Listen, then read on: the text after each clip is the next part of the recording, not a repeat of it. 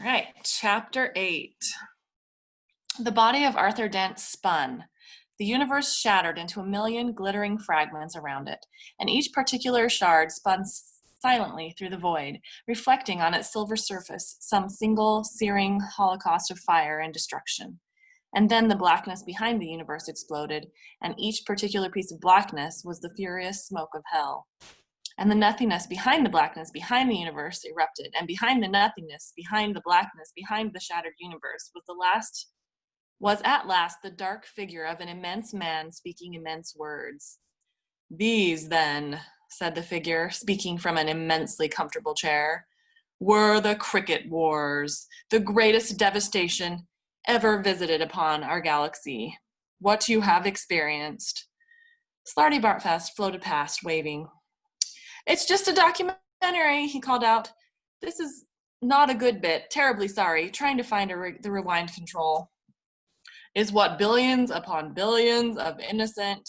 Do not, called out Slarty Bartfast, floating past again and fiddling furiously with the thing that he had stuck into the wall of the room of informational illusions, and that was in fact still stuck there. Agree to buy anything at this point.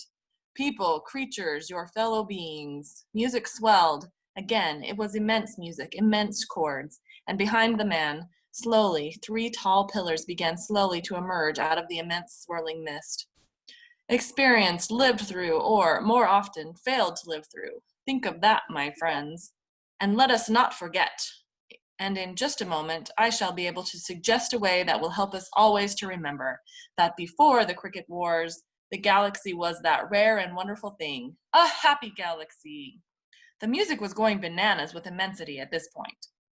A happy galaxy, my friends, as represented by the symbol of the Wicket Gate. The 3 pillars stood out clearly now, 3 pillars topped with 2 cross pieces, in a way that looked stupefyingly familiar to Arthur's addled brain.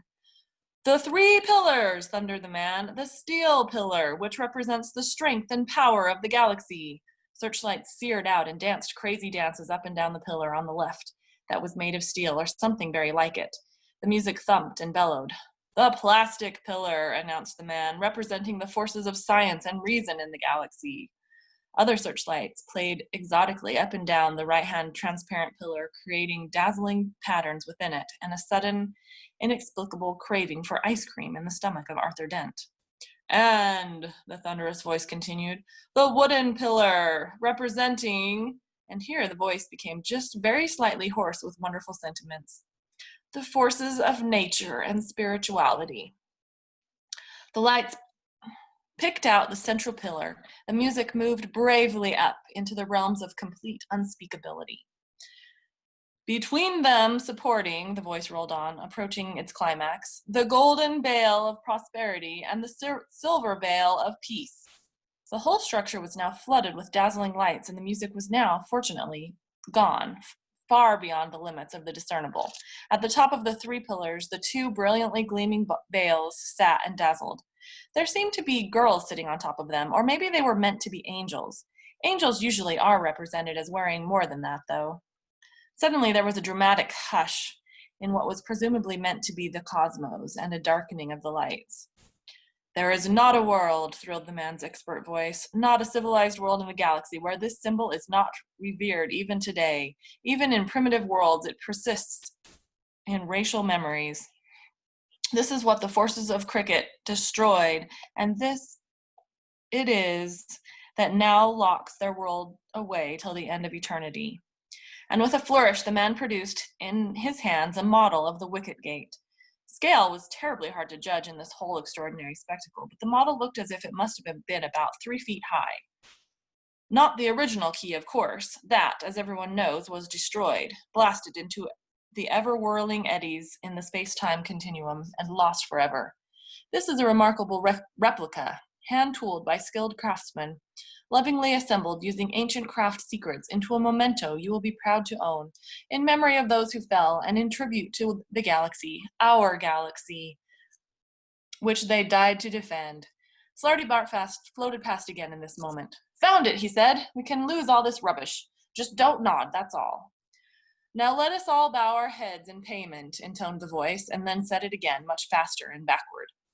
Lights came on and went, the pillars disappeared, the man gabbled himself backward into nothing. The universe snappily resembled itself again to itself around them again. You get the gist? Said Slartibartfast. I'm astonished, said Arthur, and bewildered. I was asleep, said Ford, who floated into view at this point. Did I miss anything? They found themselves once again teetering rather rapidly on the edge of an agonizingly high cliff. The wind whipped out from their faces and across a bay on which the remains of one of the greatest and most powerful space battle fleets ever assembled in the galaxy were briskly burning themselves back into existence. The sky was a sullen pink, darkening via a rather curious color to blue and upward to black. Smoke billowed down out of it and at an incredible lick. Events were now passing by them almost too quickly to be distinguished, and when a short while later a huge star battleship rushed away from them as if they'd said boo, they only just recognized it as the point at which they had come in. But now things were too rapid, a video tactile blur that brushed and jiggled them through centuries of galactic history, turning, twisting, flickering. The sound was a mere thin trill. Periodically, throughout the thickening jumble of events, they sensed appalling catastrophes, deep horrors, cataclysmic shocks, and these were always associated with certain reoccurring images, the only images which ever stood out clearly from the avalanche of tumbling history. A wicket gate, a small, hard red ball, and hard white robots, and also something less distinct, something dark and cloudy. But there was also another sensation that rose clearly out of the trilling passage of time. Just as a slow series of clicks, when speeding up, will lose the definition of each individual click, and gradually take on the quality of a sustained and rising tone, so a series of individual impressions here took on the quality of a sustained emotion, and yet not an emotion. If it was an emotion, it was a totally emotionless one. It was hatred, implacable hatred. It was cold, not like ice is cold, but like a wall is cold. It was impersonal, not like a randomly flung fist in a crowd is impersonal, but like a computer issued parking summons is impersonal. And it was deadly, again, not like a bullet or a knife is deadly, but like a brick wall across an expressway is deadly. And just as a rising tone will change in character and take on harmonics as it rises, so again this emotionless emotion seemed to rise to an unbearable, if unheard, scream, and suddenly seemed to be a scream of guilt and failure. And suddenly it stopped. They were left standing on a quiet hilltop on a tranquil evening. The sun was setting. All around them, softly undulating green countryside rolled off gently into the distance. Birds sang about what they thought of it all, and the general opinion seemed to be good. A little way off could be heard the sound of children playing, and a little further away than the apparent source of that sound could be seen in the dimming evening light the outlines of a small town. The town appeared to consist mostly of fairly low buildings made of white stone. The skyline was of gentle, pleasing curves. The sun had nearly set. As if out of nowhere, music began. Slartibartfast tugged at a switch, and it stopped. A voice said, "This." Slartibartfast tugged at a switch, and it stopped. "I will tell you about it," he said quietly. The place was peaceful. Arthur felt happy. Even Ford seemed cheerful.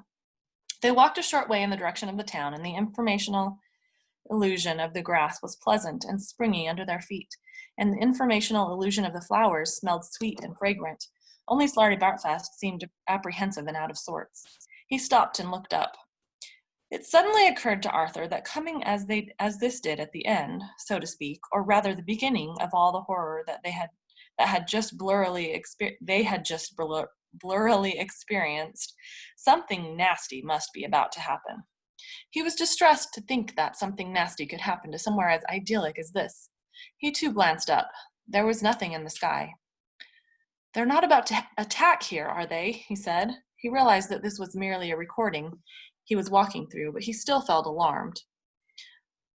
"Nothing is about to attack here," said Slartibartfast in a voice that unexpectedly trembled with emotion. "This is where it all starts. This is the place itself. This is Cricket." He stared up into the sky. The sky from one horizon to another, from east to west, from north to south, was utterly and completely black. Stomp, stomp. Oh, sorry, chapter 9. Stomp, stomp. Whirr. Pleased to be of service. Shut up. Thank you. Stomp, stomp, stomp, stomp, stomp. Whirr.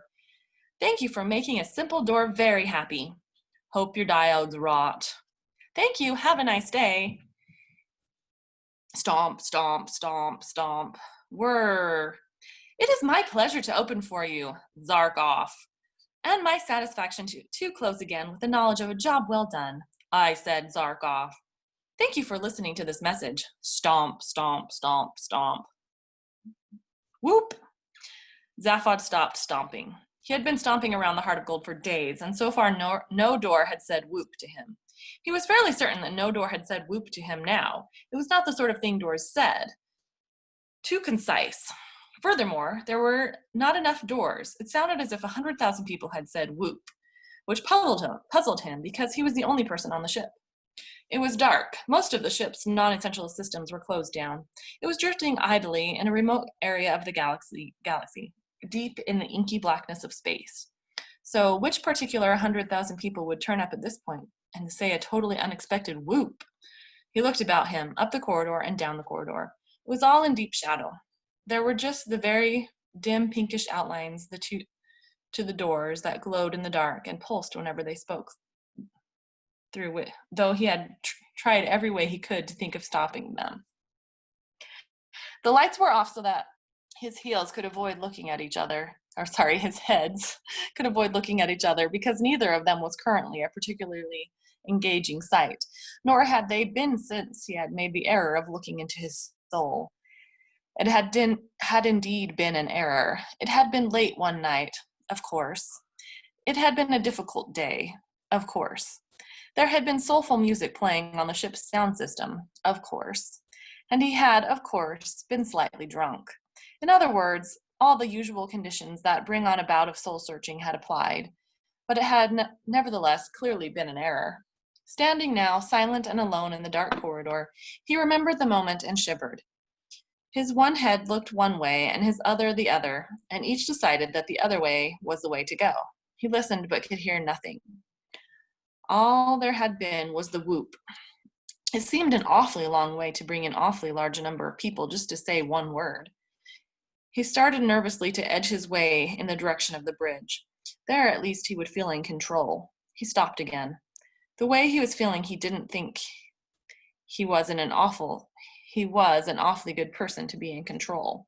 The first shock of that moment, thinking back, had been discovering that he actually had a soul. In fact, he'd always more or less assumed that he had one, as he had a full complement of everything else, and indeed, two of some things. But suddenly actually to encounter the thing lurking there deep within him had given him a severe jolt. And then to discover, this was the second shock, that it wasn't the totally wonderful object that he felt a man in his position had a natural right to expect, had jolted him again. Then he had thought about what his position actually was, and the renewed shock had nearly made him spill his drink. He drained it quickly before anything serious happened, and then he had another quick one to follow the first one down and check that it was all right. Freedom, he said aloud. Trillian came out onto the bridge at that point and said several enthusiastic things on the subject of freedom. I can't cope with it, he said darkly, and sent a third drink down to see why the second hadn't yet reported on the condition of the first. He looked uncertainly at both of her and preferred the one on the right. He poured a drink down his other throat with the plan that it would head the previous one off at the pass, join forces with it, and together they would get the second to pull itself together. Then all three would go off in search of the first, give it a good talking to. He felt uncertain as to whether the fourth drink had understood all that, so he sent down a fifth to explain the plan more fully and a sixth for moral support. You're drinking too much, said Trillian. His heads collided, trying to sort out the four of her he could now see into a whole person. He gave up and looked at the navigation screen and was astonished to see a quite phenomenal number of stars. Excitement and adventure are really wild things, he muttered. Look, she said in a sympathetic tone of voice and sat down near him. It's quite understandable that you're going to feel a little aimless for a bit.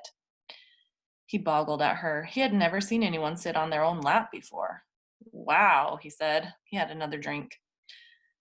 You've finished the mission you've been on for years.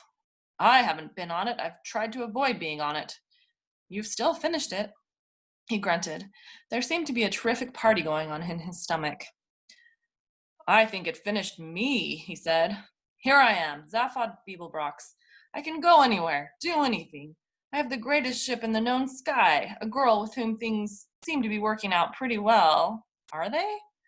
As far as I can tell, I'm not an expert in personal relationships. Trillian raised her eyebrows. I am, he added, one hell of a guy. I can do anything I want, only I just don't have the faintest idea what it is. Oh, idea what? He paused. One thing, he further added, has suddenly ceased to lead to another, and in contradiction of which he had another drink and slid gracelessly off his chair. While he slept it off, Trillian did a little research in the ship's copy of The Hitchhiker's Guide to the Galaxy. It had some advice to offer on drunkenness. Go to it, it said, and good luck. It was cross-referenced to the entry concerning the size of the universe and ways of coping with that. Then she found the entry on Han Wavell, an exotic holiday planet and one of the wonders of the galaxy. Han Wavell is a world that consists largely of fabulous ultra-luxury hotels and casinos, all of which have been formed by the natural erosion of wind and rain. The chances of this happening are more or less 1 to infinity against. Less is known of how this came about because none of the geophysicists, probably statisticians, meteoroanalysts, or bizarrologists who are so keen to research it can afford to stay there. Terrific, thought Trillian to herself, and within a few hours the great white running shoe ship was slowly powering down out of the sky beneath a hot, brilliant sun toward a brightly colored sandy spaceport.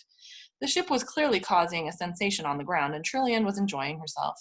She heard Zaphod moving around and whistling somewhere in the ship. How are you? She said over the general intercom. Fine, he said brightly. Terribly well. Where are you? In the bathroom. What are you doing? Staying here. After an hour or two, it became clear that he meant it, and the ship returned to the sky without having once opened its hatchway. Hey-o, said Eddie the computer. Trillian nodded patiently, tapping her fingers a couple of times and pushing the intercom switch. I think that enforced fun is probably not what you need at this point. Probably not, replied Zaphod from wherever he was. I think a bit of a physical challenge would help draw you out of yourself. Whatever you think, I think, said Zaphod. Recreational impossibilities was a heading that caught Trillian's eye when, a short while later, she sat down to flip through the guide again.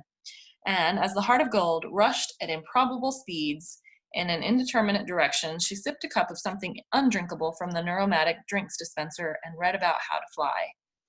Hitchhiker's Guide to the Galaxy has this to say on the subject of flying. There is an art, it says, or rather, a knack to flying. The knack lies in learning how to throw yourself at the ground and miss. Pick a nice day, it suggests, and try it. The first part is easy. All it requires is simply the ability to throw yourself forward with all your weight and the willingness not to mind that it's going to hurt. That is, it's going to hurt if you fail to miss the ground. Most people fail to miss the ground, and if they are really trying properly, the likelihood is that they will fail to miss it fairly hard. Clearly, it is this second part, the missing, which presents the difficulties. One problem is you have to miss the ground accidentally. It's no good deliberately intending to miss the ground because you won't.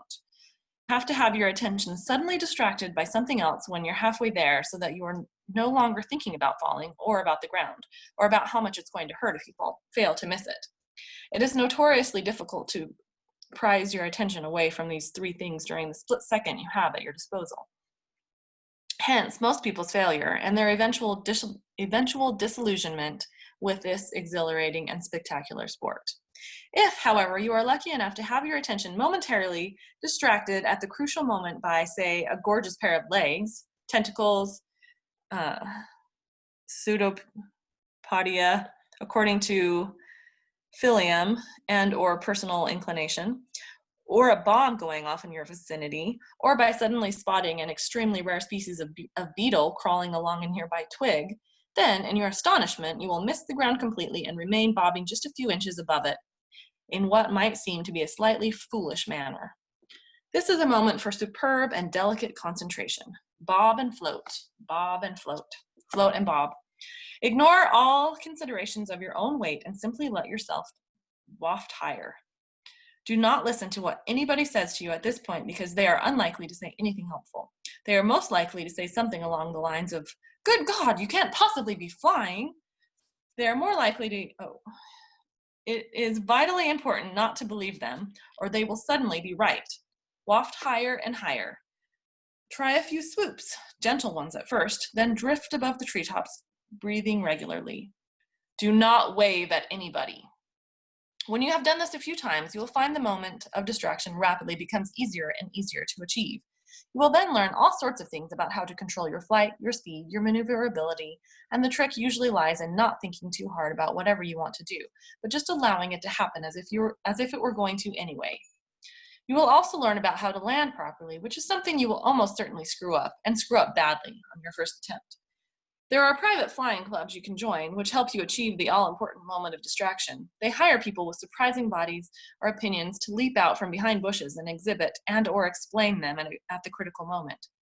Few genuine hitchhikers will be able to afford to join these clubs, but some may be able to get temporary employment at them. Trillian read this longingly, but reluctantly decided that Zaphod wasn't really in the right frame of mind for attempting to fly, or for walking through mountains, or for trying to get the Brantisvogen civil service to acknowledge a change of address card, which were the other things listed under the heading of recreational impossibilities. Instead, she flew the ship to Simnius, Seneca, a world of ice, snow, mind-hurtling beauty, and stunning cold. The trek from the snow plains of Liska to the summit of the ice crystal pyramids of Sasantua is long and grueling, even with jet skis and a team of Seneca snowhounds. But the view from the top, a view which takes in the Sten glacier fields, the shimmering Prism Mountains, and the far ethereal dancing ice lights, is one which first freezes the mind and then slowly releases it into hitherto unexperienced horizons of beauty. And Trillian, for one, felt that she could do with a bit of having her mind slowly released to hitherto unexperienced horizons of beauty. They went into a low orbit. There lay the silver-white beauty of Alosimanius Seneca beneath them. Zaphod stayed in bed with one head stuck under a pillow and the other doing crosswords till late into the night. Trillian nodded patiently again, counted to a significantly high number, and told herself that the important thing now was just to get Zaphod talking. She prepared, by dint of deactivating all the robot kitchen synthomatics, the most fabulously delicious meal she could contrive. Delicately oiled meats, scented fruits, fragrant cheeses, fine Aldebaran wines. She carried it through to him and asked if he felt like talking things through. "Zarkoff," said Zaphod. Trillian nodded patiently to herself, counted to an even higher number, tossed the tray lightly aside, walked to the transport room, and just teleported herself the hell out of his life. She didn't even program any coordinates. She hadn't the faintest idea where she was going. She just went, a random row of dots flowing through the universe. Anything, she said to herself as she left, is better than this. "Good job, too," muttered Zaphod to himself, turned over, and failed to go to sleep. The next day, he restlessly paced the empty corridors of the ships, pretending not to look for her, though he knew she wasn't there. He ignored the computer's querulous demands to know just what the hell was going on around here by fitting a small electronic gag across a pair of its terminals. After a while, he began to turn down the lights. There was nothing to see. Nothing was about to happen. Lying in bed one night, and night was now virtually continuous on the ship, he decided to pull himself together, to get things into some kind of perspective. He sat up sharply and started to pull clothes on. He decided that there must be someone in the universe feeling more wretched, miserable, and forsaken than himself, and he determined to set out and find him. Halfway to the bridge, it occurred to him that it might be Marvin, and he returned to bed. It was a few hours later than this, as he stomped disconsolately about the darkened corridors, swearing at cheerful doors, that he heard the whoop said, and it made him very nervous. He leaned tensely against the corridor wall and frowned like a man trying to unbend a corkscrew by telekinesis. He laid his fingertips against the wall and felt an unusual vibration, and now he could quite clearly hear slight noises and could hear where they were coming from. They were coming from the bridge. Moving his hand along the wall, he came across something he was glad to find. He moved on a little farther, quietly. "Computer," he hissed. Said the computer terminal nearest to him, equally quietly. "Is there someone on this ship?" Said the computer. "Who is it?" Said the computer. "What?" Zaphod buried one of his faces in two of his hands. "Oh, Zarkon," he muttered to himself. Then he started up the corridor towards the entrance to the bridge, in the dim distance from which more and powerful noises were coming, and in which the gagged terminals were situated. "Computer," he hissed again. "When I ungag you, remind me to punch myself in the mouth. Either one. Now just tell me this. 1 for yes, 2 for no. Is it dangerous?" "It is? You didn't just go twice. He inched his way up the corridor as if he would rather be yarding his way down it, which was true. He was within 2 yards of the doors to the bridge when he suddenly realized, to his horror, that it was going to be nice to him. And he stopped dead. He hadn't been able to turn off the door's courtesy voice circuits. This door to the bridge was concealed from view within it because of the excitingly chunky way in which the bridge had been designed to curve around, and he had been hoping to enter unobserved. He leaned despondently back against the wall again and said some words that his other head was quite shocked to hear. He peered at the dim pink outline of the door and discovered that in the darkness of the corridor he could just make out the sensor field that extended out into the corridor and told the door when there was someone there for whom it must open and to whom it must make a cheery and pleasant remark. He pressed himself hard back against the wall and edged himself toward the door, flattening his chest as much as he possibly could to avoid brushing against the very, very dim perimeter of the field. He held his breath and congratulated himself on having lain in bed sulking for the last few days rather than trying to work out his feelings on chest expanders in the ship's gym. He then realized he was going to have to speak at this point. He took a series of very shallow breaths and then said as quietly as he could, "Door, if you can hear me, say so very, very quietly." Very, very quietly, the door murmured, "I can hear you." "Good. Now, in a moment, I'm going to ask you to open. When you open, I do not want you to say that you enjoyed it, okay? Okay. And I don't want you to say to me that I have made a simple door very happy, or that it is your pleasure to open for me and your satisfaction to close again with the knowledge of a job well done, okay? Okay. And I do not want you to ask me to have a nice day, understand? Okay. Oh, I understand. Okay, said Zaphod, tensing himself. Open now. The door slid open quietly. Zaphod slipped quietly through. The door closed quietly behind him. "Is that the way you like it, Mr. Beeblebrox?" said the door out loud. "I want you to imagine," said Zaphod to the group of white robots who swung round to stare at him at that point, "that I have an extremely powerful kilozap blaster pistol in my hand."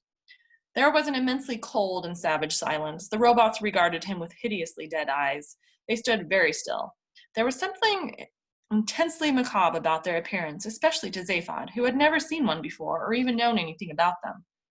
The cricket wars belonged to the ancient past of the galaxy, and Zaphod had spent most of his early history lessons plotting how he was going to have sex with the girl in the cybercule next to him.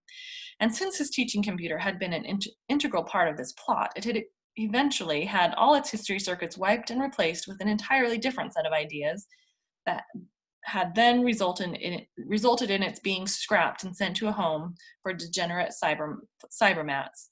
whither it was followed by the girl who had inadvertently fallen deeply in love with the unfortunate machine, with the result that A, Zaphod never got near her, and B, he missed out on a period of ancient history that would have been of inestimable value to him at this moment. He stared at them in shock. It was impossible to explain why, but their smooth and sleek white bodies seemed to be the utter embodiment of clean, clinical evil. From their hideously dead eyes to their powerful, lifeless feet, they were clearly the calculated product of a mind that wanted simply to kill. Zaphod gulped in cold fear. They had been dismantling part of the rear wall and had forced a passage through some of the vital innards of the ship.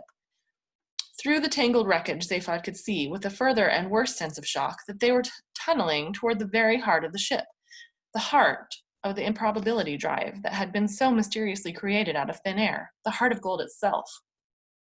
The robot closest to him was regarding him in such a way as to suggest that it was measuring each minute particle of his body, mind, and capability. And when it spoke, what it said seemed to bear this impression out. Before going on to what it actually said, it is worth recording at this point that Zaphod was the first living organic being to hear one of these creatures speak for something over 10 billion years. If he had paid more attention to his ancient history lessons and less to his organic being, he might have been more impressed by this horror. The robot's voice was like its body, cold, sleek, and lifeless. It had almost a cultured rasp to it. It sounded as ancient as it was. It said, "You do have a kilozap blaster pistol in your hand." Zaphod didn't know what it meant for a moment, but then he glanced down at his own hand and was relieved to see that what he had found clipped to the wall bracket was indeed what he had thought it was. "Yeah," he said in a kind of relieved sneer, which is quite tricky. "Well, I wouldn't want to overtax your imagination, robot." For a while, nobody said anything, and Zaphod realized that the robots were obviously not here to make conversation, and that it was up to him. "I can't help noticing that you've parked your ship," he said, with a nod to one of his heads in the appropriate direction, "through mine." There was no denying this. Without regard for any kind of proper dimensional behavior, they had simply materialized their ship precisely where they wanted it to be, which meant that it was simply locked through the heart of gold, as if they were nothing more than two combs. Again, they made no response to this, and Zaphod wondered if the conversation would gather any momentum if he phrased his part of it in a form of questions. "Haven't you?" he added. "Yes," replied the robot. Okay," said Zaphod. "So what are you cats doing here?" Silence. "Robots," said Zaphod. "What are you robots doing here?" "We have come," rasped the robot, "for the golden bale." Zaphod nodded.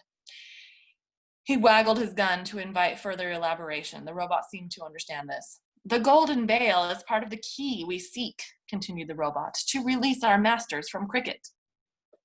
Zaphod nodded again. He waggled his gun again. "The key," continued the robot simply, "was disintegrated in time and space. The golden bale is embedded in the device which drives your ship. It will be reconstituted in the key. Our masters shall be released. The universe readjustment will continue." Zaphod nodded again. "What are you talking about?" he said. A slightly pained expression seemed to come across the robot's totally expressionless face. He seemed to be finding the conversation depressing. "Obliterate," it said. "We seek the key." It repeated. "We already have the wooden pillar, the steel pillar, the plastic pillar. In a moment, we will have the golden bale." "No, you won't." "We will," stated the robot simply. "No, you won't. It makes my ship work." "In a moment," repeated the robot patiently, "we will have the golden bale." "You will not," said Zaphod. "And then we must go," said the robot in all seriousness, "to a party." "Oh," said Zaphod, startled. "Can I come?" "No," said the robot. "We are going to shoot you." "Oh, yeah?" said Zaphod, waggling his gun. "Yes," said the robot, and they shot him. Zaphod was so surprised that they had to shoot him again before he fell down. That might be a good place to stop.